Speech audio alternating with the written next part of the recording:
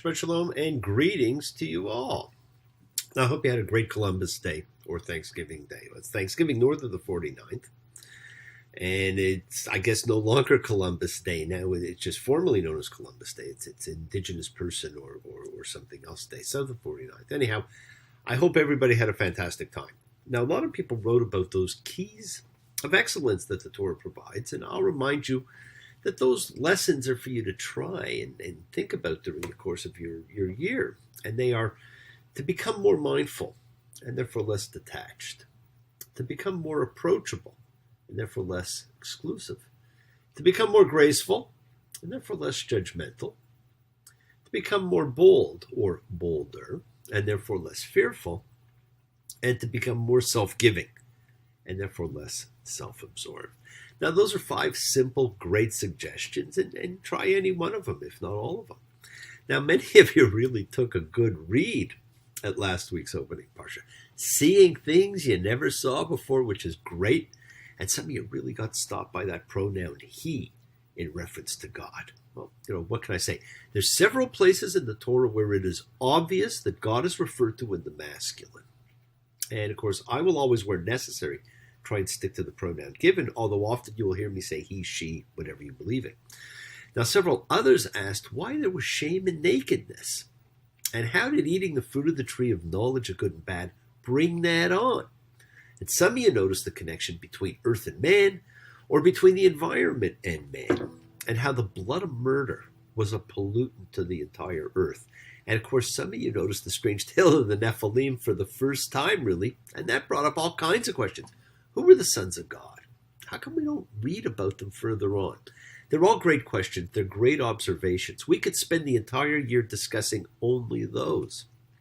The fact that so many of you are seeing things that you did not see before reminds me of the story about the professor who gave his class a test, in which he handed them all a piece of paper with just a dot on it and asked them to describe what they saw. Well, every single person in the class wrote about the dot, explaining its position on the page, defining what it could possibly stand for. But not one person wrote about the white part of the paper. Well, the same thing happens with life. We focus on the little black dots, the dark spots of our life. Our lives are a gift given by God with love and care, and we can celebrate it every day. We see nature renew itself. We see friends around us. We have a job that provides a livelihood. We have the miracles of daily life, but we focus on the little black dots, the occasional things, health issues, lack of money, complications in family relationships, disappointments with friends. Just like the piece of paper with the dot, the dark spots of our lives are small, but we let them pollute our entire being. Look away from those spots and see the blessings of all the other things. It's always there for you. Just as when you read the Torah, you never know what part of the page you're going to be drawn to or what part of a parsha you're going to be, connecting with. So come now and let's celebrate blessings, my friends, as we gather every week and come together as a community.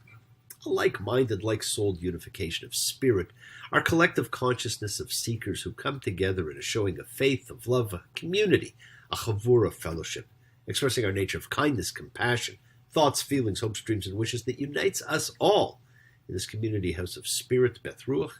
So once again, go ahead and invite everybody you know. Come on down, physically, psychically, emotionally, spiritually, to gather and share from Psalm 133, the Hine Matov. Come together. Hine Matov. Shevet Ahim Gam Yah. Hine Matov. Shevet Ahim Gam Yah. How good, how pleasant it is for brothers and sisters together. Community. Community. Community. Together. As a community, my friends, let's all spread love, goodwill, and fellowship to the entire world. Every week we gather to show gratitude and give thanks for the things that we have. As we ritualize these things, we light our candles, we share a cup of wine, a piece of bread, and these represent the gifts of life and sustenance and fellowship that we really observe on a daily basis, but honor every week in our Sabbath remembrance and observation. Now remember, friends, all this is you're setting aside just a tiny little bit of sacred time in your sacred space. 10 minutes will do, to talk to whoever, whatever you happen to believe in. It's a part of your kavanah, your intention, your goodwill. And let's send some of that goodwill out to the universe. Let's invoke healing and renewal for everybody you know, for the souls and spirits of everybody you know. So think of whoever that needs healing and renewal or love right now. Focus on them, call their names. And it's not just for people, my friends. It's for our pets, especially this week when we read about Noah. It's for the earth. It is for the healing of the earth, the tikkun olam that is part of the spiritual genetic makeup that is all of humankind. Let's take a few extra minutes. Think of and pray for those in need of health and renewal really badly right now, like Sherry and Ben and Bob, for Veronica, for my dear friend Americo as he recovers from surgery, and he's aided by an angel in his life, his dear friend Carlos, taking the role of family for one in need, and that's so important. And for dear Devora, special friend who has incredible faith and who's a special connection to Noah and his life of faith. And of course, make sure you put in every pet you have ever had. Friends, it is the kindness, healing wishes, goodwill, and love that we all send out that circles the world, finding those in need. So thank you, each of you, for all you do, for all you care, because the world is a world of spirit. And spirit, my friends, never dies.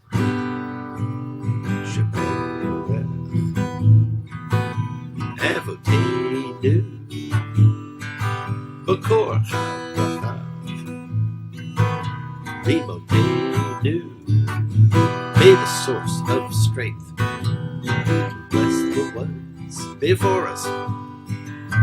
Help us find the courage. Make our lives a blessing. The renewal of body, the renewal of spirit. And let us say, Amen. Now, Misha Barak, let us all have our spirits renewed. Now, this is the great prayer for healing, which we call upon God to heal as he has healed before. Misha Barak, may he who blessed. And healing is a blessing. So let's all send and receive healing and renewal energy in our efforts to love, to share, to care, and to grow. And since this is the time to welcome and bless our pets, let's welcome those with feet, with fins, with wings, those who slither even. Welcome furry ones and scaly ones. Welcome noisy ones and quiet ones. Welcome humans and not so human. You see, my friends, it is not we alone who pray. All things pray. All things pour forth their souls. The heavens pray. The earth prays. Every creature and every living thing prays. In all life, there is longing. Creation itself is but a longing. It is a prayer to the Almighty. What are the clouds? The rising and setting of the sun, the soft radiance of the moon, the gentleness of the night. What are the flashes of the human mind and the storms of the human heart? These are all prayers. Now, every creature, every living thing has a relationship with God. Today we give thanks especially for our animal companions in life. Cats, dogs, horses, birds, turtles, fish, and so many more. Whatever kind of a pet you have, whatever animal you know. Now, how full life is because we share it with all of our animal friends. Every creature and every living thing, whether their lives have intersected with human life or not, has a relationship with God. We give thanks for the creatures with whom we inhabit the earth. Proverbs 12:10 tells us, a righteous person knows the soul of their animal companion, and I am sure you all knew and know the souls of yours. Blessed are you, Lord our God, who brings animals into our lives that we might learn love. Blessed are you, Lord our God, who knows our lives are so much better because we are together. Blessed are you, Lord our God, who helps us learn how to be better humans by teaching us through our animal companions. Blessed are you, Lord our God, who trusts us to love and care for all of creation. Now, there are unspoken great friends and supporters, the true envoys of unconditional love, my friends. And the lessons we learn from them are innumerable. I also remind you not to count life by how many breaths you take, but by what takes your breath away. Let the abundance of joy and happiness in your life take your breath away, and nothing takes your breath away like the love you have for your pet. Well, we saw creation last week. We partied in the garden. We met the serpent. We shook our heads at how we blew it, got evicted, and saw God regret his creation. Now we read Noah. who most of us think is about the flood. But it's a story that's really about faith. In fact, Noah was the first man of faith and had a relationship with God which was unlike anyone before or since. And we're going to talk about that in a minute. Yes, my friends, this is the story of the rain that lasted 40 days and 40 nights. And I bet if you live in the path of hurricane weather, it feels that way every day. Let the storm clouds chase everyone from the place. Come on with the rain, have a smile on my face. I walk down the lane with a happy refrain, just dancing and singing in the rain. Well, we know this rain of Noah's chased everyone and everything on earth away. So who was Noah? And why do I say his is a different relationship with God? Well, here was this older fellow who listened to a voice within say, build a giant box, fill it with creatures of the planet, put your family in it, and get ready for the end of all Earth's life. And of course, assuming this was real, he not only was going to do it, but he was giving up any ability to do other than be tossed about like a bottle with a note thrown in the ocean. It's no control. Now, this is a man exhibiting complete faith, unquestioning, unflinching faith, unlike anyone before or since. Now, the measurements given for it in the text are rectangular, and there's neither a keel nor a rudder nor a sail, right? And the same applies to the box in which the baby Moses is placed in Exodus. You see, my friends, Noah does not build a boat, but an ark, and an ark is a box. Now, as the Bee will tell you, there are only two objects called tabah in the Hebrew Bible, and both float on water. This one and baby Moses. So there is a connection between them. Now, we keep thinking boat because that's what we've always pictured, but the important fact is that in such a vessel as this, the humans and animals are utterly helpless, cast about the waters without any control over their fate. To appreciate the image that this narrative sets before us, we have to picture the helpless box of life tossed about in a violent universe that's breaking apart at its seams. Okay, now in this parsha, God's pissed and decides to get rid of man and almost all life, not fish. And we're told it's because of the evil that man keeps and vibrates to. And it's noteworthy that the sundry Mesopotamian flood stories, on which this story really is heavily based, present the deluge as the God's response to overpopulation, or as an arbitrary act, whereas here it is evil, not humankind, that multiplies and fills the earth. Completely different.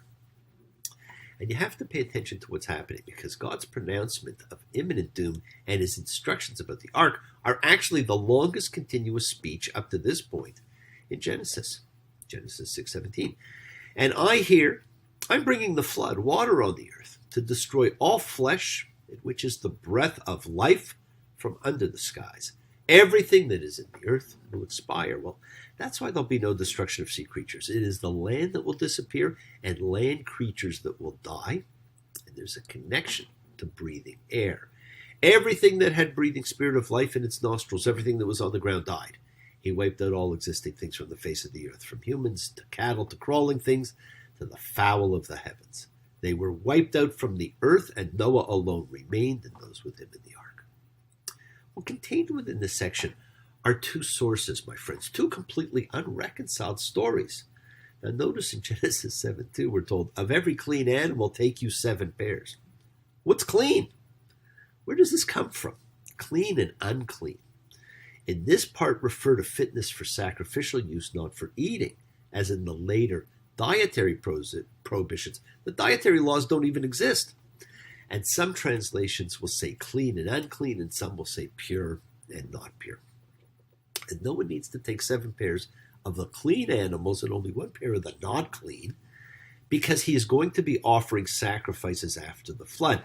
And if he were to only have 2 of everything, then his sacrifice would wipe out that species. So he's told, build this box.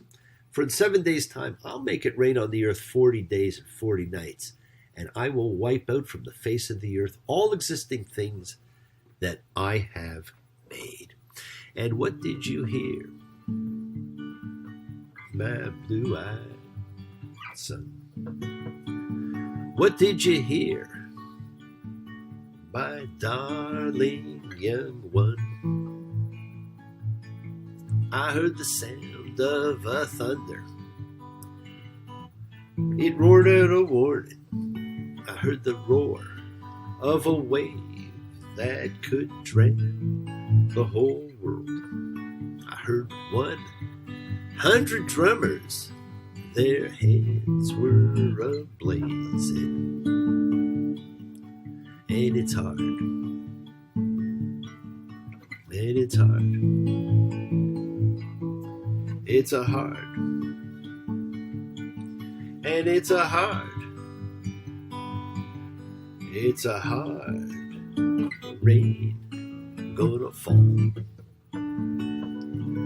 Now, it was a hard rain that fell. And as I said, there's two versions of this flood story. There's the priestly and the Yahwistic. That's how they're officially referred to.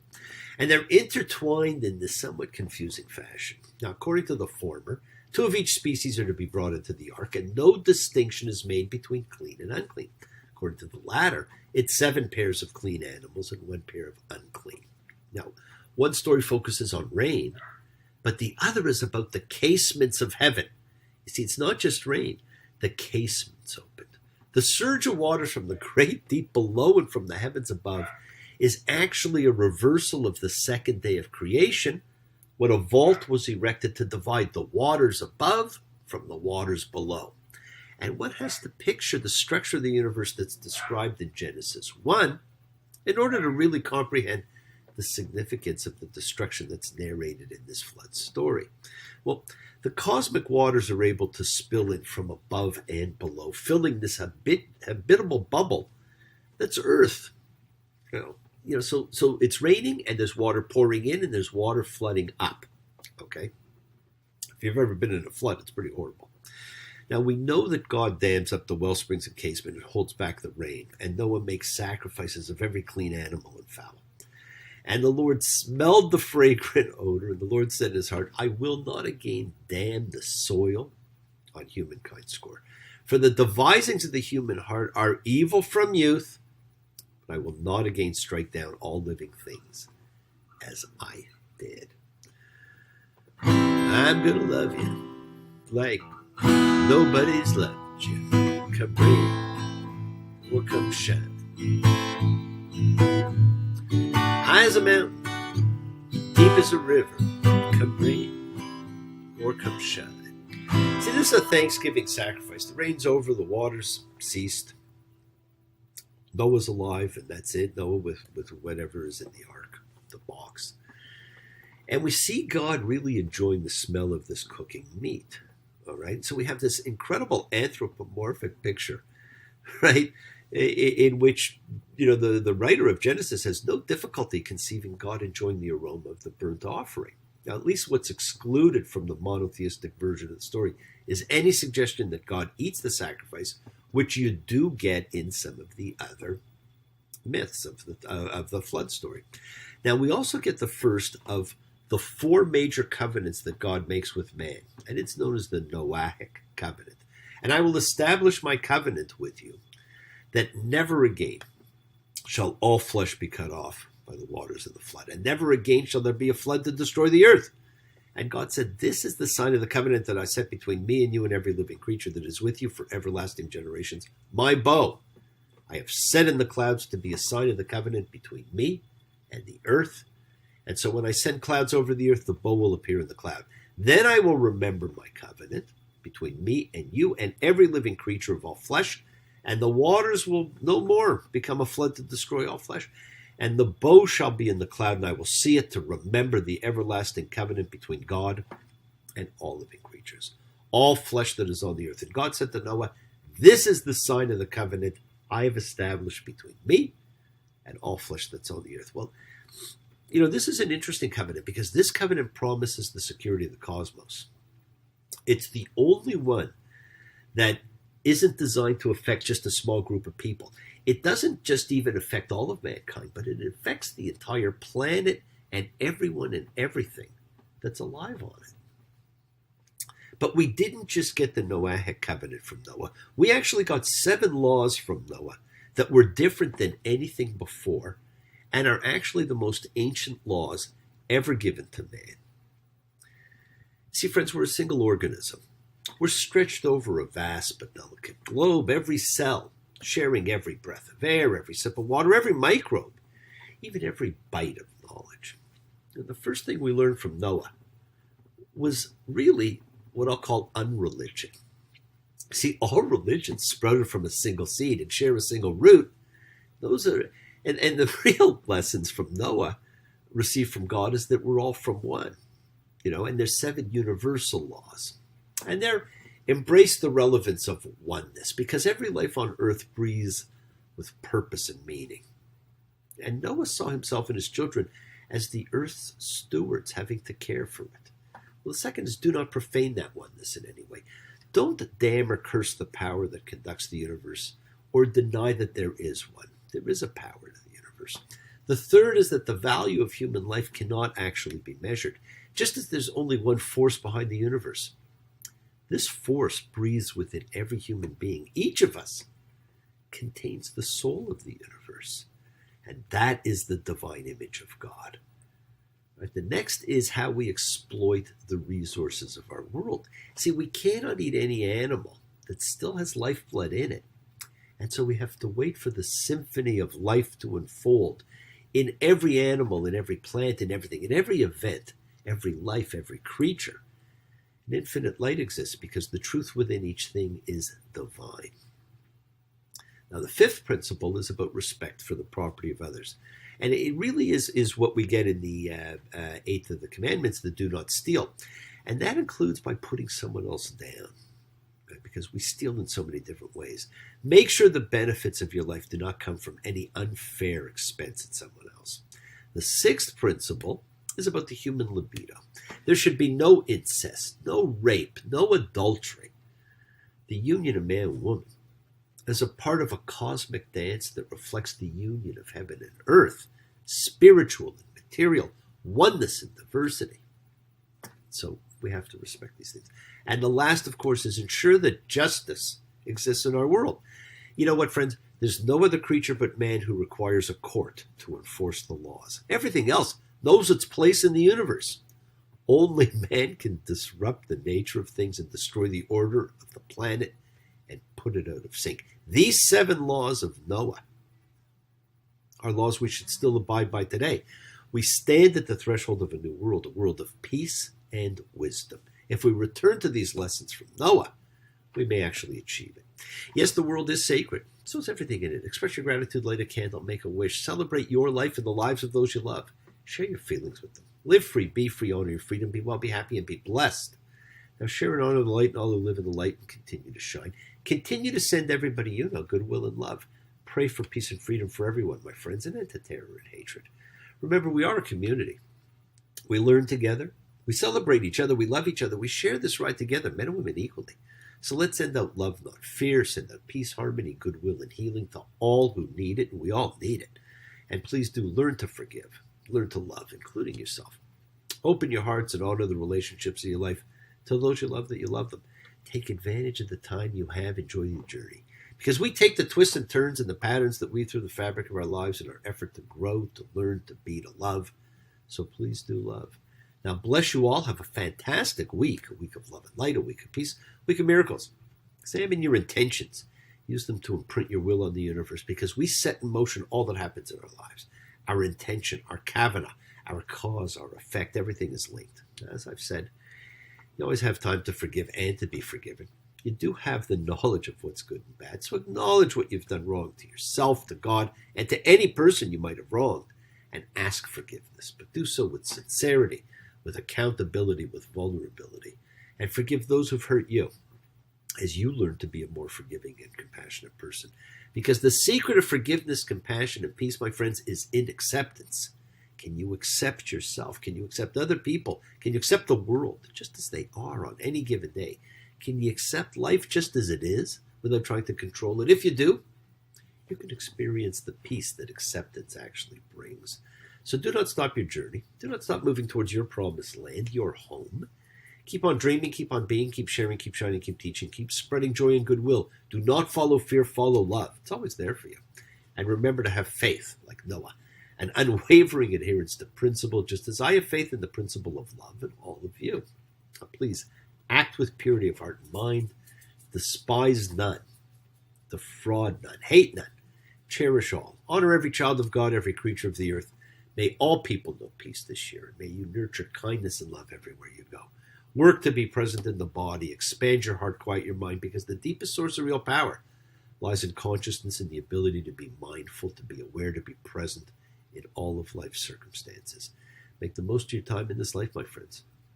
Continue to touch and transform the lives around you, because you're never alone.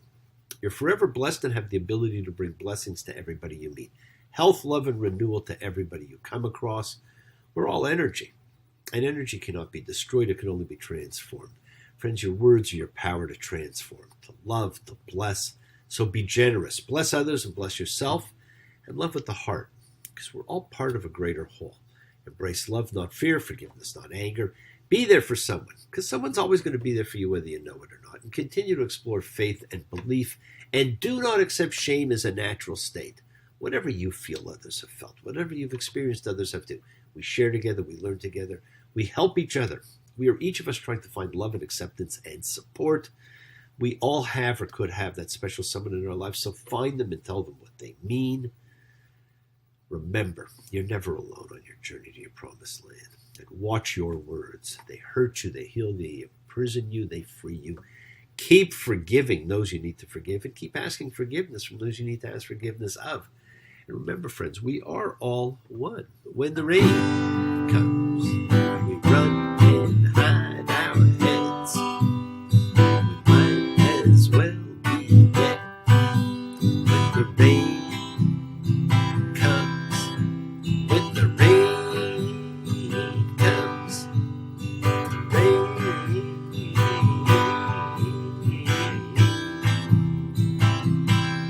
I don't mind.